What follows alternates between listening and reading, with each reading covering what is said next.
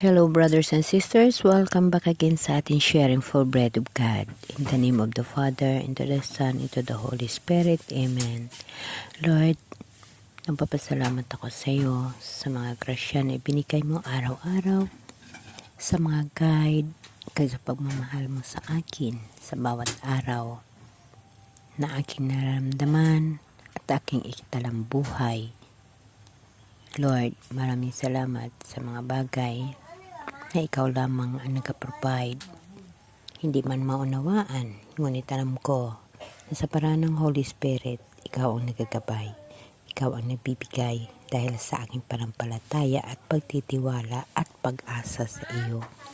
Ikaw ang aking lakas at ikaw ang aking inaasahan sa aking buhay. Lord, humingi ako ng sorry sa mga pagkakamali, sa mga bagay na aking nagagawa na labag sa iyong kautusan o hindi kaaya-aya sa iyong paningin. Humihingi ako ng tawad. Ganun din, aking pinapanalangin ang lahat ng mga tao na gusto nilang manumbalik sa iyo. Bigyan mo sila, Panginoon, ng daan upang lalo silang makalapit sa iyo.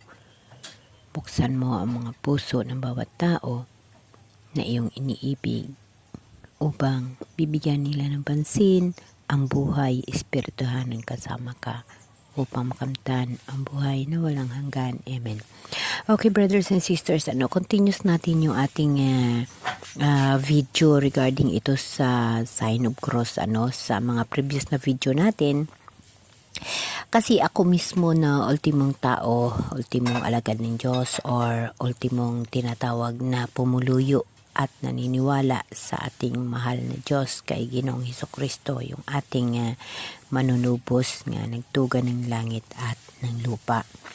Ako mismo, nagtatanong ako sa sarili ko, sino-sino bang gumagamit ng sign of cross maliban sa Romano Katoliko, So dito napag-alaman ko na ang gumagamit ng sign of cross ay ang denominasyon ng Kristiyano, kabilang ang Katoliko Romano, Ortodokso, at ilang mga denominasyon ng Protestante. So, ibig sabihin, hindi lang pala tayong mga Romano Katoliko ang gumagamit ng sign of cross, Kasi sa sign of cross, una tayo na mga Katoliko Romano.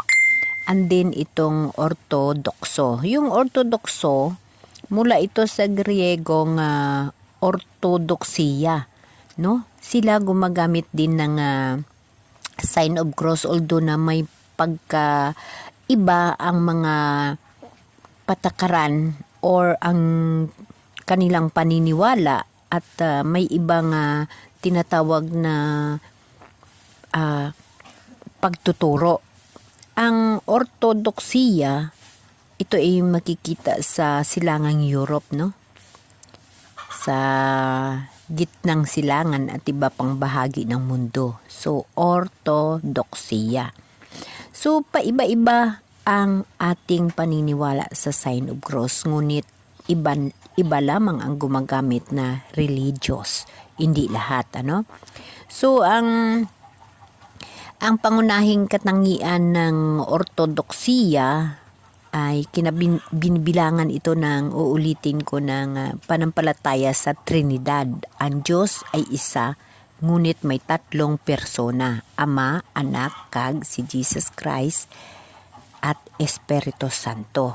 Ganon yung kanilang katangian sa panampalataya, Ang mga sakramento nila, mayroon din silang tulad ng bautiso, komunyon at iba pang mahalaga sa buhay spiritual ang mga ortodoksiya. So, sa atin naman kasi na Katoliko, alam naman natin sa church natin yung mga ginagamit natin, And then,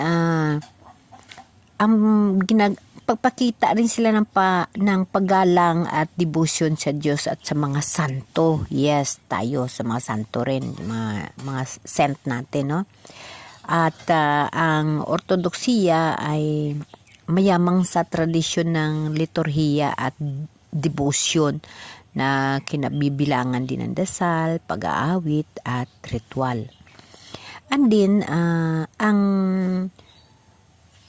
tinatawag na ortodokso ay mga konsiho ekonomikal tulad ng Nikea at konsiho ng Constantinople ay may malaking otoridad sa ortodoksiya. So, kailangan talaga natin alamin. Kasi, siyempre sila gumagamit ng sign of cross, ano? So, ang ortodoksiya ay may malaking pagkakatulad sa Katolismo Romano. Ngunit mayroon din itong mga pagkakaiba sa doktrina at patriarka. Okay? So, ang pinagkaiba ng Romano at Ortodokso, kung inyo nakikita, mayroon tayong na-video na, pero uulitin natin ito. Ang pinagkaiba ng Katolismo Romano at Ortodoksiya ay dalawang pangunahing sanghay ng Kristyanismo na may iilang pinagmulan, ngunit nagkahiwalay sa paglipas ng panahon. Narito ang ilan sa mga pangunahing pagkakaiba. Sa pinuno or sa simbahan. Ang Katoliko, ang Papa sa Roma, ang itinuturing na pinuno ng simbahan at ang kahalili ni San Pedro. Ang Ortodoksiya, hindi kinikilala ang otoridad ng Papa sa Roma, sa halip, ang Patriarka ng Constantinople ngayon ay Istanbul ang tinuturing na first among equal sa mga pinuno ng mga simbahang ortodokso. So, may pinagkaiba, tayo kasi si Papa Pedro, no? San Pedro, yung pinakauna, yun ang simulaan ng Romano Katoliko, no? Sa doktrina naman, tungkol sa Espiritu Santo, ang Katoliko Romano, ang Espiritu Santo ay nagmula sa Ama at sa Anak. Ngunit sa Ortodoksiya, ang Espiritu Santo ay nagmula lamang sa Ama, no? Tapos sa kalikasan ni Jesus Christ, kapwa paniniwala sa dalawang kalikasan ni Kristo, Diyos at tao. So parehas ang paniniwala nila kay Jesus Christ. Sa sakramento naman, ang Katoliko may 7 sakramento: bautiso, kampel, Eucharistia, pagtatapat, ordinasyon, patrimonyo at pagpapahid ng langis sa may sakit. Ang sa Ortodoksiya, mayroon din 7 sakramento, ngunit may ibang pag-unawa at patriarka sa ilang mga sakramento. Sa tradisyon, ang Katoliko Romano mayroon ng mas napapanahon at naka-ekstruktural liturhiya tulad ng misa. Yes, sa misa. Sa Ortodoksiyan, mayaman sa tradisyonal na liturhiya at mga seremonya tulad ng liturhiya ni San Juan Crisostomo. So, ibig sabihin ang Ortodoksiya, ang kanilang paniniwala ay nagsimula kay San Juan Crisostomo. Ang sa atin naman, sa Katoliko Romano, kay San Pedro. So, titingnan natin, sino ba si San Juan Crisostomo, no?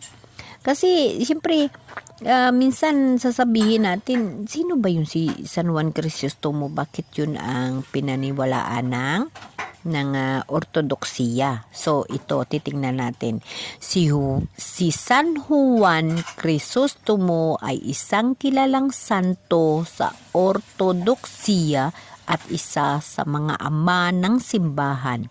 Siya ay isinilang noong mga 347 AD sa Antioquia, Syria at namatay noong 407 AD. So talagang sila rin pala yung pinakaunang mga ninuno, mga tao. Ang kanyang pangalan na Crisostomo ay nangangahulugang ginto ang bibig sa Griego dahil sa kanyang napakagandang mga ngaral at pagtuturo. So, yan pala ang kasaysayan ni Juan Crisostomo. mahusay na mangangaral. Siya ay isang mahusay na mangangaral na nagtuturo ng mga turo ng Biblia sa mga tao. Pagtutol sa kasalanan. Siya ay tumututol sa mga kasalanan at korupsyon sa loob ng simbahan sa lipunan. Pagtulong sa mga mahihirap. Siya ay nagtatag ng mga ospital at nagtulong sa mga mahirap na nangangailangan. Bilang isang ama ng simbahan, si San Juan Crisostomo ay may mahalagang papel sa paghubog ng teolohiya at liturhiya ng ortodoksiya. Ang kanyang mga sulat at pangangaral ay patuloy na pinag-aralan at ginagamit sa mga simbahan ng ortodoksiya. Sa ortodoksiya, si San Juan Crisostomo ay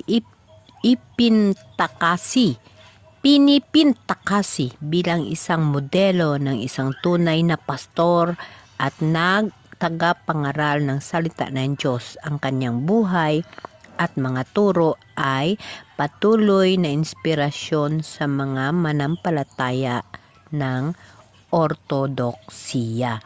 So, regarding naman sa tinatawag na Constantinople, ito ay bahagi pa rin ng ortodoksiya sa kanilang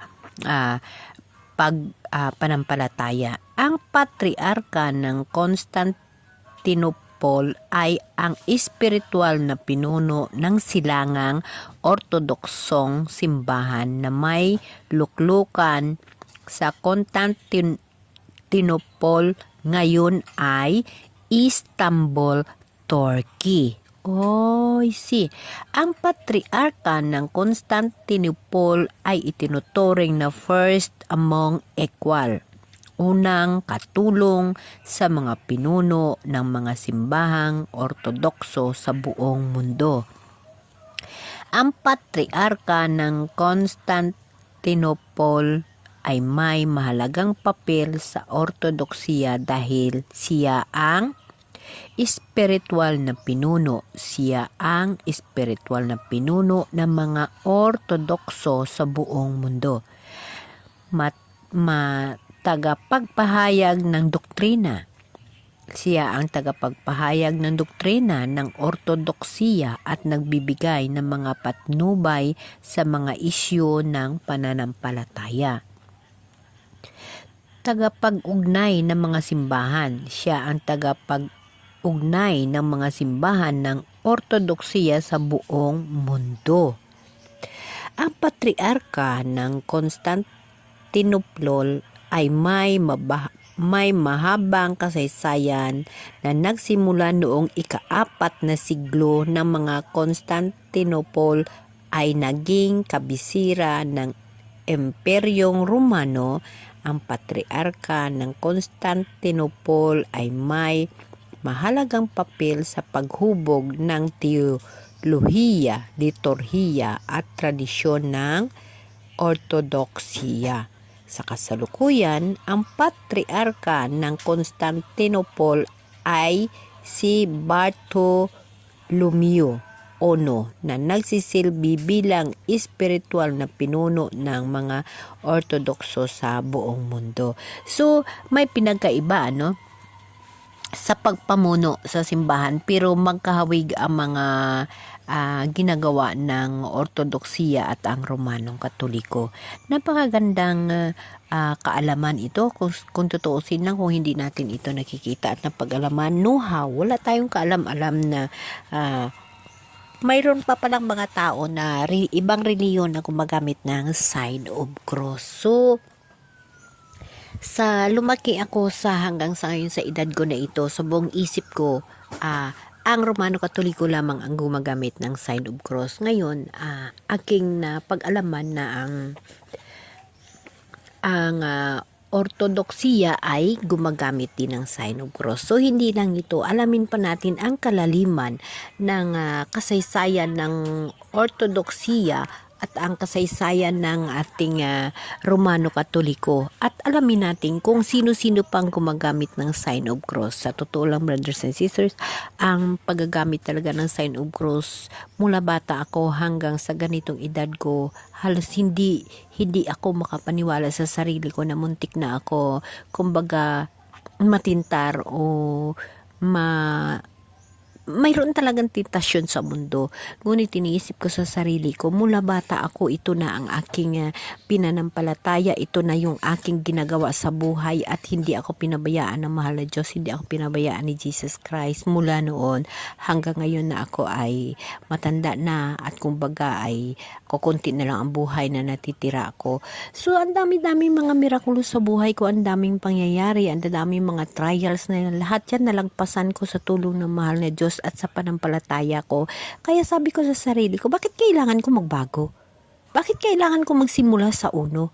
Kay bata pa ako, yun ang kinalakihan ko at dyan ko nakikita ang mga mirakulo sa buhay ko at ang pagtulong ng mahal na Diyos sa buhay ko. Kaya sabi ko sa sarili ko, brothers and sisters, bakit kailangan ko magbago ng panampalataya ko? Kaya dyan ako lumaki at dyan ko napatunayan at yan ang ikinabubuhay ko at yun talagang tumutulong sa akin. Sinasabi ko sa sarili ko na sinuko ko ang sarili ko, ang ulo ko, si Jesus Christ at ako ang katawan. Ngunit ang espirituhano na isip ko ay muntik na ako na nasalisihan. Kumbaga, kung sa daan pa, instead na sa kanan ako, muntik na ako nagkaliwa. Kaya, hiningian ko ng gabay at hiningian ko ng tulong. Kaya lagi nating tatandaan na sinasabi naman ni Jesus Christ, sinasabi naman sa Bible natin na wala akong pinipiling tahanan. Wala pa akong inihayag na aking tahanan sa mundo. Dahil siya ang magpapadala ng kanyang sariling tahanan sa bagong Jerusalem sa pangalawang buhay. So dito sa simbahan natin sa buong mundo, bilang tawhanon na pamumuhay, wala akong pinili kahit saan ka.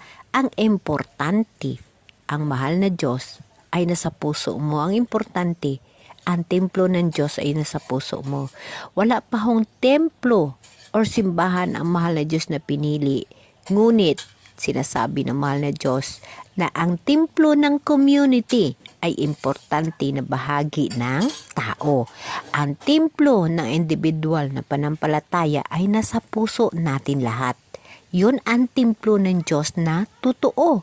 Kasi ang templo ng Diyos sa puso mo. Kung paano mo kinabubuhay si Jesus Christ sa sarili, sa puso mo, yun ang totoong templo ng Diyos. Kasi ang templo ng Diyos sa komunidad, yun ho ay community temple. Yun ang mga church natin. May pastor tayong tumuturo sa atin, pare, mga presidente, mga kung ano-ano pang leader. Importante din yan ho sa buhay natin. Kailangan rin natin magpunta sa tinatawag na community temple. Pero lagi nating tatandaan na mas importante sa lahat ang individual temple nasa puso natin kung ano ang relasyon natin sa mahal na Diyos. Lagi nating tatandaan, brothers and sisters, nga lahat ho tayo'y makasasala sa mundo. Ngunit lahat ho yan napapatawad na ng mahal na Diyos. Lahat ho yan napapatawad na ng mahal na Diyos. Ang gusto lang mangyari ng mahal na Diyos sa itong mga huling araw bago siya magdating ng pangalawang pagkakataon o pangalawang buhay, bago siya magbigay sa atin ng pangalawang buhay, tayo ay magsisisi or tayo ay manumbalik sa Kanya. Yes, araw-araw mayroong mga kasalanan tayong magagawa. Ngunit ang kasalanan, bunga ho yun ng tawhanon na buhay. Ang tinitingnan ng mahal na Diyos kung ano ang nasa puso mo. Kasi ang templo ng Diyos ay nasa puso. Yung tawhanon na pagkakamali, mga tinatawag na pagkakamali mo dyan, pagmumura mo dyan, o ano man ang ginagawa mong pagkakamali, nasa isip po yun. Nagkakamali ka sa isip. Iba ho yung iniisip at iba ho yung nararamdaman ng puso. Kung nagkakamali ka, yun ho ay tawhanon na buhay sa mundo. Pero tinitingnan ng Diyos kung ano ang nasa puso mo. lagi nating tatandaan na ang templo ng Diyos nasa puso ng bawat isa. Ang templo ng Diyos sa community nasa simbahan o nasa temple o nasa komunidad kasama ang pamilya, kasama ang mga kapatid sa kay Jesus Christ. Pero ang temple, individual na panampalataya, ang templo ng Diyos nasa puso. Nasa puso, laging tatandaan. Huwag ho tayo matakot, nagkamali ho tayo, nagkasala ho tayo. Yes, tao lang ho tayo. Makasalanan ho ang tao sa mundo. Kaya nga si Jesus Christ napakamatay sa krus dahil para patawarin ang mga kasalanan natin. Ngunit kailangan lang natin na huwag nating panatalihin ang ganong style ng buhay natin na manatili tayong magkaroon ng kasalanan. Kailangan talupang doon natin ang bawat oras, bawat araw na tayo'y nagkakamali at humingi tayo ng tawad. Dahil ang Diyos ay tumitingin sa puso, sa temple na ginawa niya sa puso natin, hindi o sa mga kasalanan na ginagawa natin araw-araw. Ang mahal na Diyos, lagi natin tatandaan, ayon sa Bible, sa pangalawang buhay, ito, gusto kong lalong paniniliksikan. Sa pangalawang buhay na ibinigay natin ng mahal na Diyos, pag tayo ay magtatagumpay, ang ibig sabihin, sa trials, sa lahat ng mga pagsubok sa buhay, lahat ho yan hindi ka bumitiw sa mahal na Diyos. Siya ho ang pinanghahawakan mo, kaya lahat ho yan ay natatagumpayan mo. Ibig sabihin, pagdating ng araw, sa tinatawag for eternal life, pagdating ho dun, hindi na ho tayo magkakilala, brothers and sisters. Wala na hong nanay, wala na hong tatay, wala na hong kapatid. Kaya nga sinasabi ng mahal na Diyos na pagdating ng araw ng hukom, huwag kang lilingon. Dahil hindi ka pwedeng lingon, ay kawawa nako, ay kawawa si ganito, ay kawawa si ganon. No, dahil bawat isa sa atin ang individual na templo ng Diyos ay nasa puso natin. Pagdating ng araw na tayo'y magtagumpay at maging isa tayo sa pinili na magkaroon ng buhay na walang hanggan, ng eternal life na tinatawag, makasama ho tayo sa mga anghel. Yun ho ang tinatawag na eternal life. Nabubuhay na tayo sa Espiritu Santo sa pangalawang buhay natin. Wala na ho nanay, wala na ho tatay, wala nang pinsan, hindi na ho tayo magkilala. Kasama na ho tayo sa mga anghel na magtatagumpay. Yun ho ang pinakamagandang buhay sa paraiso kasama ang Diyos. Kaya kailangan natin pagtatagumpayan ang lahat ng mga trial sa mundo. Lagi nating tatandaan, tayo bilang tao sa mundo, ang gagampanan natin kung paano natin ihubog ang pamilya natin, ang mga anak natin sa maka-Diyos o sa Diyos noon na pangabuhi. Lagi nating tatandaan na ang mga bata na walang kamuhang-muhang automatic ho magiging anghel. Pero tayo na marunong umintindi ng mali at tama, mayroon ho tayong time nga huhusgahan o tayo na mahal na Diyos. Yun ho ang dapat nating unawain sa buhay sa mundo. Ngunit pag mahal ka ng Diyos, lagi natin tatandaan, susupili ng mahal na Diyos ang kanyang anak na iniibig. Nasa Bible ho yun. Kanyang ginagawaan ng paraan, ikaw anak, magbago para sa kanya dahil alam ng Diyos ang mabuti para sa kanyang pinili. Amen, amen. See you on my next video, brothers and sisters.